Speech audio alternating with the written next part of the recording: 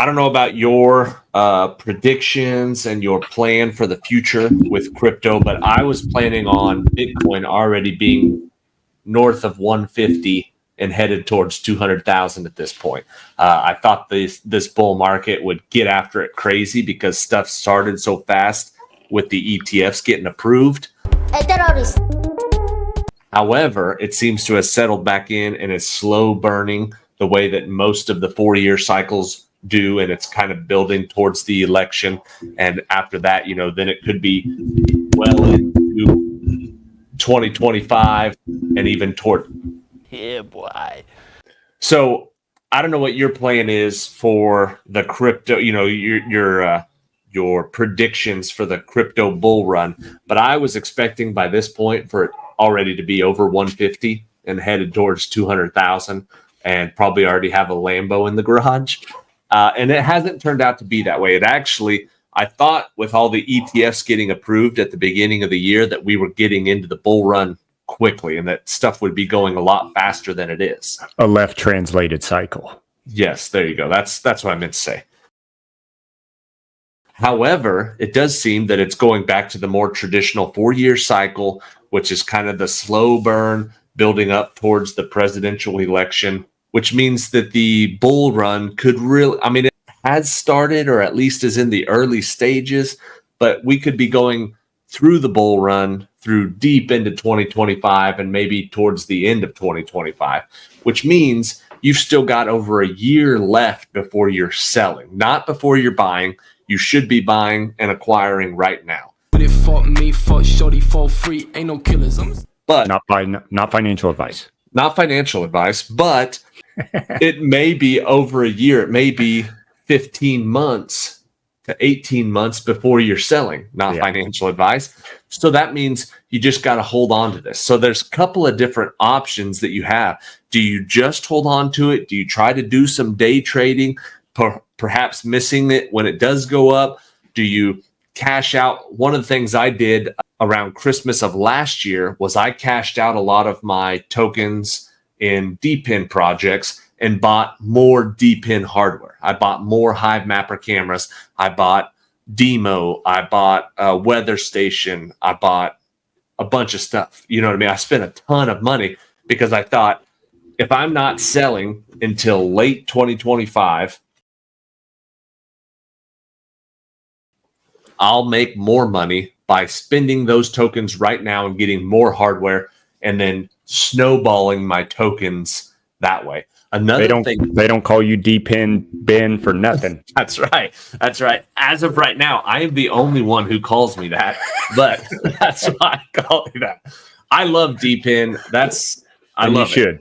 But there's several different things. There's several different options. One of them, which is a good idea, is to just hang on to your stuff. I've definitely tried to swap and day trade in my wallet.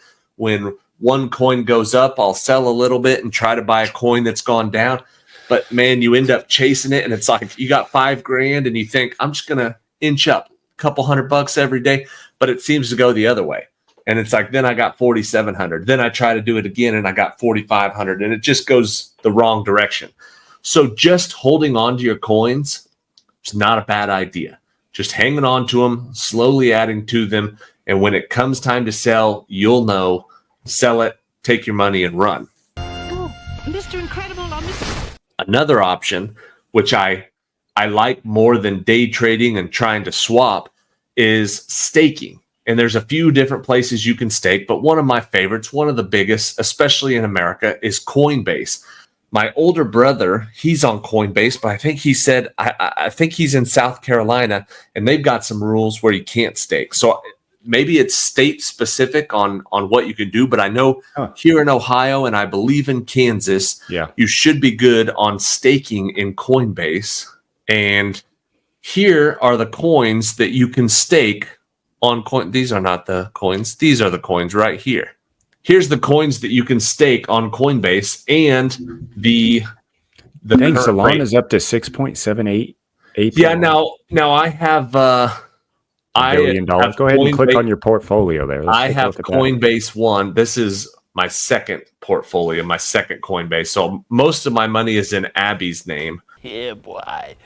This one is where I can get a little bit degenerate. So it's not the stuff you'll see on this one is almost laughable. But anyways, I do have Coinbase One on this. So you can see down here, this is what it normally offers. You know, Solana is normally $598, but if you have Coinbase One, which is like $29.99 a month, then all of the APYs are a little bit higher. Huh. Plus, it's free trading, free cashing out, free stuff like that.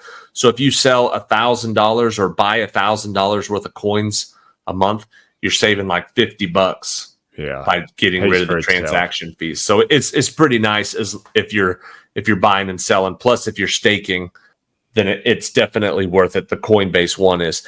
But you can see the different APYs on some of these projects, and they're all pretty aggressive and pretty nice. I mean, Ethereum's pretty low, even just USDC Cash. This is what a lot of the USDC are now, but Coinbase is such in terms of a centralized exchange that could fail at any minute, is one of the safer ones. Coinbase and Crypto.com, I have faith in those. I agree you shouldn't always have your money in exchanges, but if you do have it in exchanges, you can be staking on a little bit safer site than a decentralized or something that just popped up yesterday. So there's a little bit of accountability since Coinbase is based in America. They got a little bit more rules. To me, it's a little bit safer. Not financial advice. But I've got stuff staked in Atom, Solana, ADA, Matic, and Ethereum. And one of the things you got to know when you are staking is, I think it was Atom, because it was so high. Yeah, I think it was Atom, that I needed the money out when I was going to buy some new equipment, some new DPIN equipment. And that one had like a 28-day unlocking cycle. So it actually worked out for me because the price that I said, okay, unstake this, was several dollars lower than what it was when it finally unstaked. So it actually saved me from pulling it out too early. But my Solana went the other way. I pulled it out, and then a week later it had shot up to over $200. And I was like, oh, dang it. So every one of them, and they'll explain it on there, what the unlocking cycle is, unstaking wait time. Coinbase has such a great user interface. It's so easy to understand. It feels like a normal bank account in the user ease situation. You know what I'm saying? I agree. Yeah, I agree. Very, very easy to get around. That replaces a lot of the higher yields that you can get on some of the sketchier websites, but there is a safer feeling to Coinbase and an ease of access. Agreed. You can really see what's going on, and it's pretty nice. And they have a pretty good amount. I mean, they used to have, you can see down here, they used to have Algo and DAI, and they've recently added Avalanche. So they do have to take them off sometimes depending on what the projects are doing, but they are also adding new assets. Avalanche is one of them.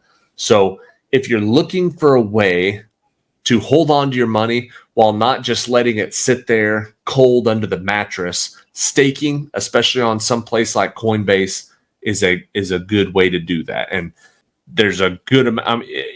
You've got your choice, a selection of different tokens. You can pick your level of safety. If Ethereum's all you feel like doing, you can do that. USDC is a quick unlock time. So if while you're waiting for the price to dip, you just want to throw it in USDC coin, it'll stay nice and stable and earn over 5.5%. That's always a good idea, because then when the prices do drop, then you can pull it out and go buy something pretty quick. So I really like that, especially if you're thinking the bull market will last into next summer and a little bit beyond. You've got over a year of earning time. Staking. Yeah. So instead of just letting your money sit, this is a pretty good possibility. Yeah. Yeah, it's smart. I have some left on Coinbase that are also staked, and especially the ones that are inflationary or highly inflationary. You really want to try and get some staking returns on it, because it's a lot of times the staking is nearly break even with the inflationary part of it also. So it's not on Coinbase, but on Crypto.com, they had a little special the last couple months where if you locked up your Crypto.com coins, your Kronos tokens, for 12 months, then they were giving 20% APY. And so I'd locked up over $5,000, which is so nice because it's like, it's 40 or 50 bucks a week, it seems like, in Kronos tokens that it's doing. And the Kronos tokens that get deposited into your cash account. So then you can spend those or restake them or put them, but your $5,000 is locked up, but all the money that you're earning every week, you can then go and buy more if you want. I'm just keeping it in Kronos, but it is interesting because Crypto.com is another one of the safer ones that I trust with my staking. And the promo has dropped down. It's only 10% APY now, but I locked up $5,000 at 20%. And that's been really fun every week instead of it just sitting there getting more and more dumped into the cash wallet. So watching it grow. Good stuff, man. Staking, one of the most unique and awesome parts, I think, about crypto.